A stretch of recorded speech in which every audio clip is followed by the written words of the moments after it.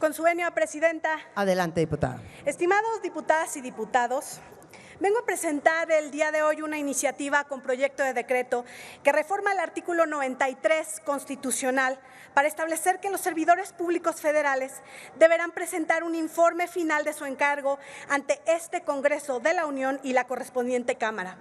Tendrán un plazo hasta de 90 días posteriores a la conclusión de su encargo señalado para solicitar, además, la comparecencia del servidor público saliente.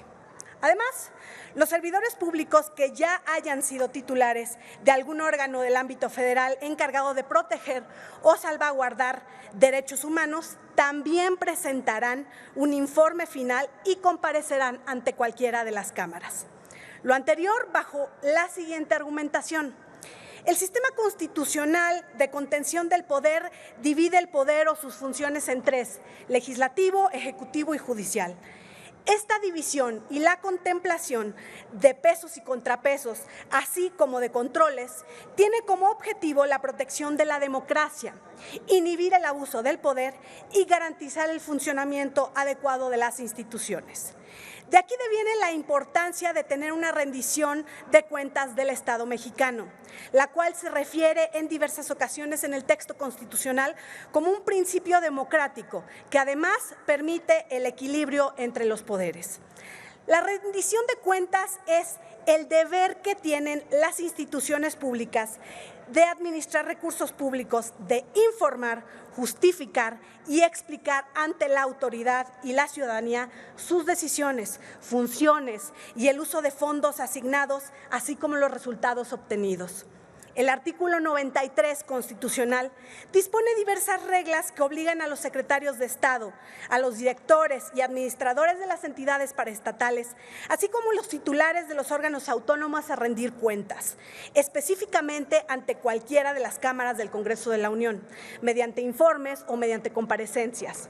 Además, se establece expresamente que las cámaras podrán requerir información o documentación a los titulares de las dependencias y entidades del Gobierno federal mediante pregunta por escrito. Sin embargo, nos parece que existe una omisión relevante, que es el caso cuando un servidor público concluye su encargo, especialmente si de manera anticipada lo hizo a la conclusión de la Administración Federal Sexenal a la que pertenece. Es decir, no tiene la obligación de presentar un informe final del estado en que queda su dependencia tras su salida. Tal fue el caso, por ejemplo, de la titular de la Comisión Nacional de Búsqueda de Personas, que en medio de una crisis abandonó la institución y jamás supimos cuál fue el resultado de su trabajo o el estado que guardaba esta problemática tan importante que enfrentamos hoy en nuestro país. Es decir, la salida de algunos servidores públicos puede responder a un mero reajuste de la estructura del Gobierno federal, pero en otras ocasiones responde a una crisis en el área en cuestión, a fallas, a errores o a hechos que incluso pueden implicar responsabilidad en el servicio público. Por ello, nos parece fundamental que en un acto de rendición de cuentas, los servidores públicos rindan un informe final de su encargo ante el Congreso y, en su caso, cualquiera de las cámaras pueda solicitar su comparecencia para que, bajo protesta de decir verdad, expongan el informe referido aun cuando se hayan separado del cargo.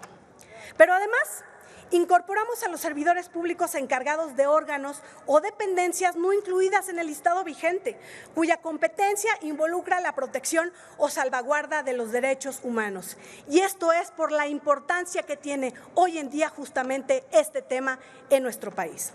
En este caso se contemplan órganos desconcentrados, descentralizados o especializados de cualquier dependencia de la Administración Pública Federal o dentro de organismos autónomos que hayan tenido como competencia central asuntos en materia de derechos humanos.